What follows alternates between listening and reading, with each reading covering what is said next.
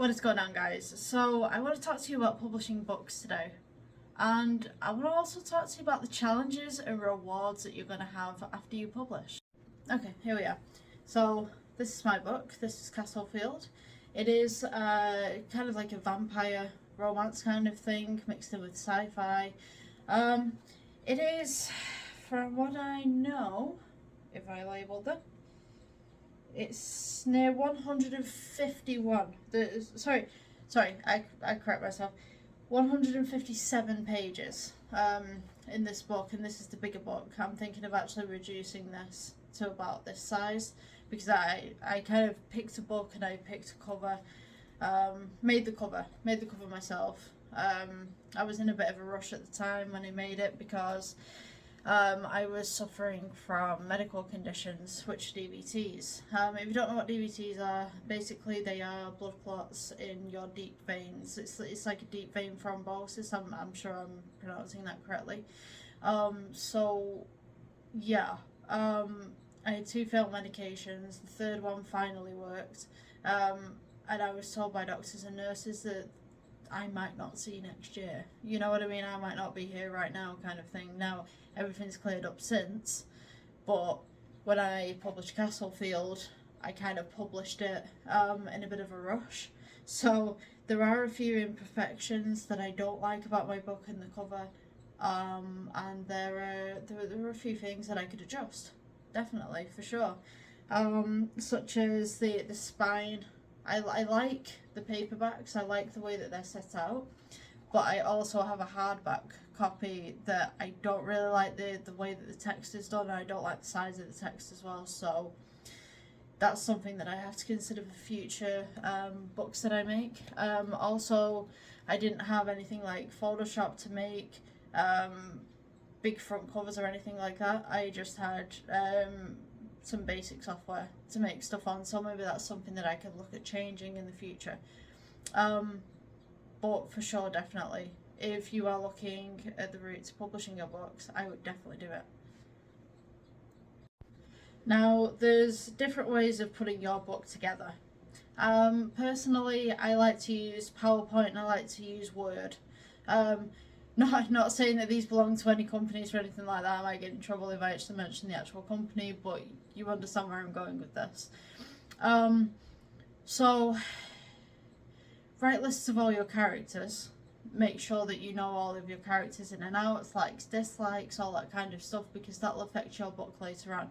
Because what I found writing my books was I had imagined a character in a certain way, imagined them to do certain things, and then when it actually came to writing it, I went, you know what, this character is not going to behave like that. Like, there's no way that this character is just going to accept something that happens to them. So, say for instance, we had a guy called Joe, and Joe didn't like ice cream, but Hannah bought him a load of ice cream, and Joe eats the ice cream because he doesn't want to upset Hannah. It's like, the probability that if you don't like something, you're probably going to throw it into the bushes, or you're going to go, oh yeah, that was nice, you know what I mean? Like, but Joe eats the ice cream. That's something that I probably wouldn't have Joe do. That's like a really bad example, but you understand where I'm coming from. So yeah, I totally get to know your characters, get to know what kind of book you want to write, your genre, who it's aimed at. My book, Castlefield, was aimed at older teenagers, but when I published it, people were saying, no, this is young adult, and I was like, oh, right, okay, and they said, like, it's too much for younger generations. It would be okay for, say, 20-year-olds upwards, or something like that. My book is actually in 18s. I didn't realise that you could put age ratings on books, but alas, this is something that happens. Yeah, that's something that absolutely amazed me. One thing that I will say though, if you are going to self-publish your book, I would definitely register your book with the I forget what it's called. 1 second. I think it's Library of Congress in America. It's the copywriting stuff. So if you do the copyrights in America, definitely copyright your book in America. Castlefield is copyrighted in America. It's my country's a weird one because I live in the UK. It's like you automatically get copyrights for your work, but then it's debatable because there's no official registry for copyrights. So in America, you can actually register the copyright straight up. So that's what I did with Castlefield. It took me about probably a half hour, something like that. It's something that doesn't exist in the UK. I don't understand why it doesn't exist, but alas, it doesn't exist. So allegedly, you can't register copyrights over here, but you can do it in America. And I think there's a few other countries that do it as well. So my book is available in America, it's available in Germany, it's available in Australia, I think Switzerland as well. There's a few places where it's not available, primarily because there's certain things with the laws and there's certain things with legal things that I have to go through, and it's hoops, it's swings and roundabouts, and sometimes things just don't work out. And yeah, there's some countries that also censor the types of books that can come in, and it's not saying that my book should be banned, but some of the subjects that say we can talk about in the United Kingdom and we can openly speak about might not be allowed in another country, if that makes sense. So it's not a political book, but there might be themes in there that might upset someone from somewhere else. So my book, coincidentally, is not allowed. Well, it's coincidentally doesn't exist in other countries. So that's the reason why. But yeah, definitely, if you guys are starting out and you want to write a book, you want to have a good go at it, like, absolutely, I'd say go and do it. I'd encourage you to go do it because it's an achievement. It's something as well that you can put onto your CV. So one of my bosses at my previous workplace where I used to work, he wasn't from England, but he would always bring me into the office, and when people asked me why did he keep bringing me into the office, he said, because I'm fluent English. I understand the language. I understand the written language. I understand the spoken language. You know, native language is English, and this is the reason why I was always brought into the office. If you can put that into your CV, that you are able to complete full documents and you are able to write an entire book, that's saying that you can handle large documents. That's saying that you are equipped and fluent in the language. For me personally, my native language is English, but I also learn German and Russian. So I wouldn't be able to write this book in German and Russian at the minute because I'm not fluent. You know what I mean? I'm intermediate in my German and I'm just above basic in my Russian. So whilst I can articulate what's being said, it probably wouldn't be correct, if that makes any sense. You know, I'm not fluent. So that's basically what I'm trying to get at. So yeah, if you can write a book, it shows that you are fluent in that language. It shows that you've got skills to be able to handle a high amount of documents. You are able to process those high amount of documents. You've got organisation skills. It can open doors for you. It really can. And it's also a conversational piece.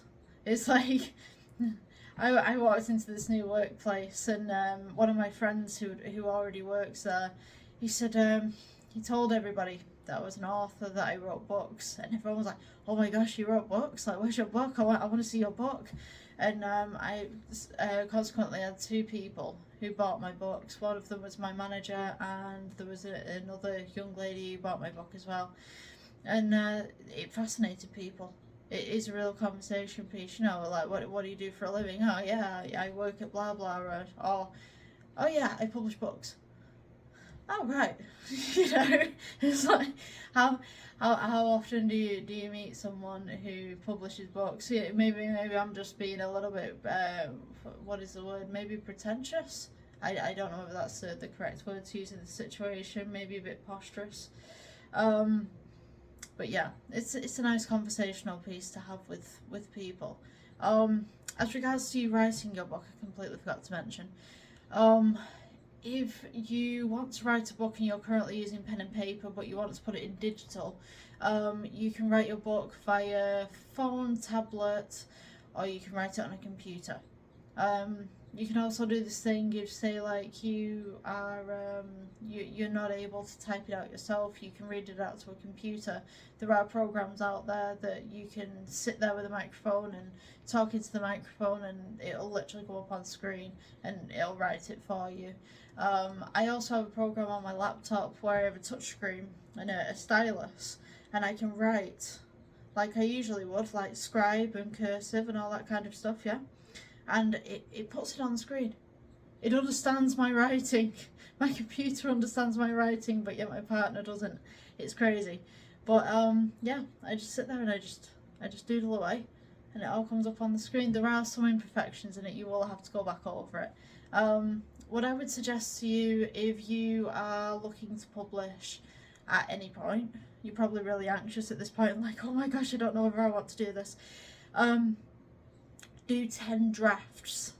10 drafts. So your first draft will be bullet points of what happens in each chapter. Your second draft will be expanding on those bullet points. Your third draft will be to expand even more. Then maybe a fourth draft you'll start to spell check, grammar check. Fifth draft, just keep going and going and going until you work out all those imperfections. I did 12 drafts for Castlefield. There was something else I wanted to mention as well. Hold on one second. I think I remember what it was. So when you write your books, I implore you, please, I pray, put your books in a folder on your computer. It can be online storage that just you have access to. It can be just on the hard drive, whatever like that. Just make sure that you password protect it if you can. And have all of your books stored in that folder, because if you don't have all your books stored in that folder, they're just going to go to random places on your hard drive, and you're going to have to track those down and trace them, and it is a pain in the backside. So please, I implore you, create a little folder called novels and put all of your work in there. It's all organised, it's all in one place. Yeah. Also, if you have online storage, it means that you can write something on a computer, put it on the online storage, and then you can grab it from your phone from any location. It's really, really, it's so cool when you're able to do something like that. It's really good. There's been times when I've wrote something on my computer, and I've literally been in Edinburgh, just typing away inside of a pub, just with my phone. You can get external keyboards for phones as well. So when you've got your phone, what they are, they're Bluetooth keyboards. I don't know where mine is at the minute. It's everything's kind of packed away. But when you've got your phone, and say like you're tapping on the screen and that's just really annoying you, you can get Bluetooth keyboards and stands for your phone that sit just behind the keyboards, and you can type away. It's amazing. I love it. You can also do this via laptop as well. Like, laptops are great. Yeah, you don't need like a lot of power with a computer as well. I mean, like if your phone can handle the document, that's great. I think the one thing that you're probably going to want to monitor is your random access memory, which is your RAM, because the bigger your document gets, the slower your computer's going to be at loading it, if that makes sense. So when I started my document, the document would just pop up straight away. And then after a while, when I was getting towards the end and I was finishing up the editing and stuff like that, it'd take a good couple of minutes to load in. And I've got gaming PCs, and if the gaming PCs are taking a couple of minutes to load in, there's going to be a chance that your laptop might have a little bit of an issue with loading some of your documents. What I would say to that is just try and use a laptop or a computer that maybe has a high random access memory, so that it's easier for you in the long run. Right, that's enough of my gibbering on.